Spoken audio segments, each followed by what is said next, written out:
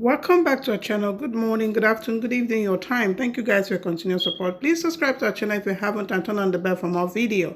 Welcome our new members to the old ones. God bless you. As you're supporting us, may the Lord support you in everything you lay your hands. Amen. To the news and details. Guys, the Northern Coalition, those that are asking for the referendum for the Biafrans, are saying that the arrest of Nnamdi Kanu does not stop anything, that they will still go ahead with what they are asking for. Please watch and let me know your thoughts in the section below. I'll see us on my next video. Please do not forget to subscribe and turn on the bell for more video. My name is Abdulaziz Suleiman. I am the spokesperson of the Coalition of Northern Groups, CNG, in short. Okay. So I would like you to tell us the stand on CNG, on IPOP's agitation for Biafra. You see, we have taken several stages before arriving at the current position. When the IPOP was becoming violent about 6 years ago, towards the end of 2015 and early 2016, we took a bold step which was necessary at that time and made a Kaduna declaration in which one of the clauses became very controversial and ignited national debate, in which we asked all the Igbo living in the north to vacate back to their southeast so that they will work for their Biafra. And we called back the northern residents in the south. It became controversial with a lot of northern leaders misunderstanding us. In any case, even at that, we pursued that issue to a logical conclusion, because we wrote to the presidency and explained our stand. We wrote to the international community, United Nations and so on, and explained our position. Now after that, luckily or fortunately, the government listened, because it finally banned IPOP and tagged it terrorist organization. Now along the line, they regrouped and still led by Kanu. Only the government and its cronies will know how Kanu was able to be released on bail, and how he left the country, how he has mobilized people again. Now, as we go along, there came the NSAS protests. The NSAS protests were initially legitimate. They had a legitimate cause, and they were peaceful.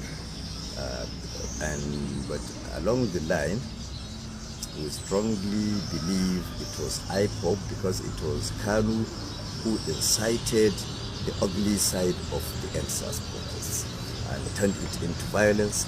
A lot of national security assets were attacked and destroyed, security personnel killed, and northerners, which is what we are more particularly concerned about, were attacked indiscriminately and killed in places like Aba, places in River State, in Benin, and Enugu and other places, Anambra and so on.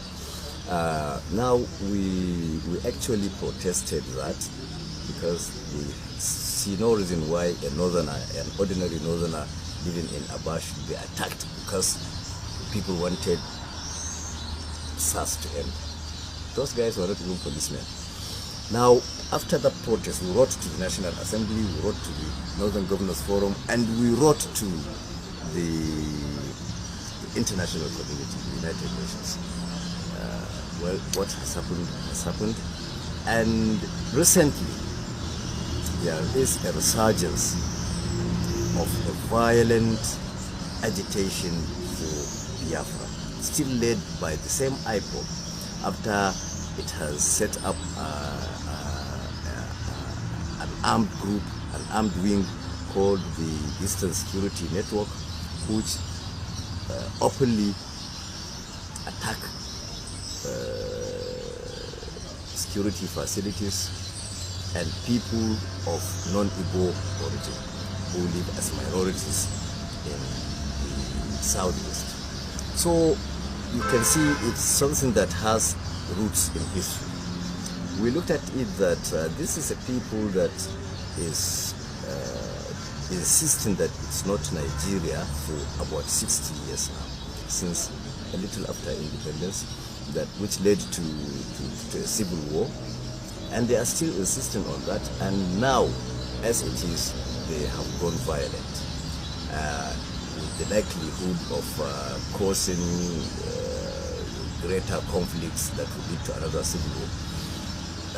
Because most of the people, most of the active supporters, most of the active participants in the IPOB atrocities are young people below the ages of 50. So they have not seen the civil war, they have not experienced the destruction of the civil war, and they are prepared now, and they have been brainwashed to fight. So what we are saying is, in order to avoid that calamity befalling the country again, another civil war, we wrote first and foremost to all northern emirs and chiefs, alerting them as to where blame will ultimately lie when these momentous events come to pass. Then we wrote to the National Assembly on two grounds. One, that we actually did not see the reason for going ahead with the constitutional review that has been attempted since 1999 with no result. More so, this is a much more divided Nigeria at this moment. The IPOB is intensifying its calls for Biafra and even becoming violent. The Southwest is intensifying calls for Oduduwa Republic. So we said it would be more ideal, more reasonable, if any constitutional attempt is halted, so that the more fundamental issue of unity, of building a nation, finding a nation first. Because some people talk about restructuring, we tell them we don't restructure where there is no structure. Let us find a structure first. There is no nation, so what are you giving a constitution for? Let us genuinely sit among ourselves, invite the international community, hold a general referendum. I mean, even the name is in question. The name Nigeria was borrowed. So we are living on a borrowed name, borrowed boundary, even borrowed laws.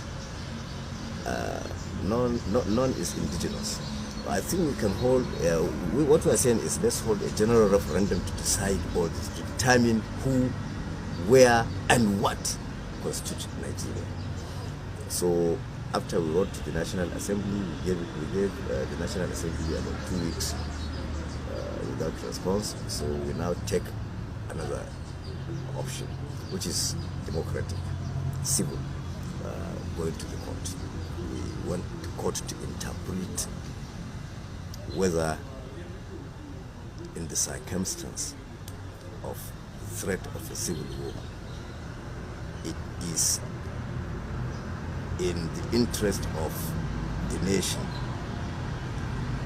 to continue with a constitutional review without determining the issue of, we don't want to call it secession, self-determination. Some people argue that we don't have provisions for self-determination in the Nigerian constitution. Of course we may not, but then there are several numerous treaties and conventions internationally that allows that, and to which Nigeria is a major signatory. So that's what we are appealing to.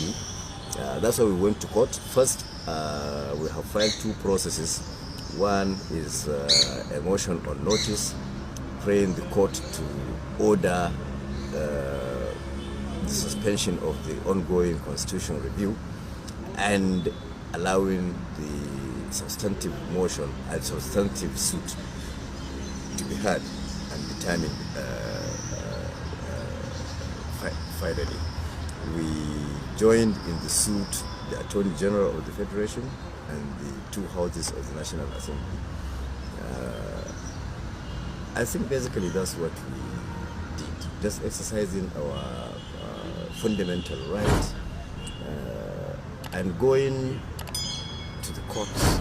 I don't think there's an offense for going to the court. Just seeking legal interpretation of the situation.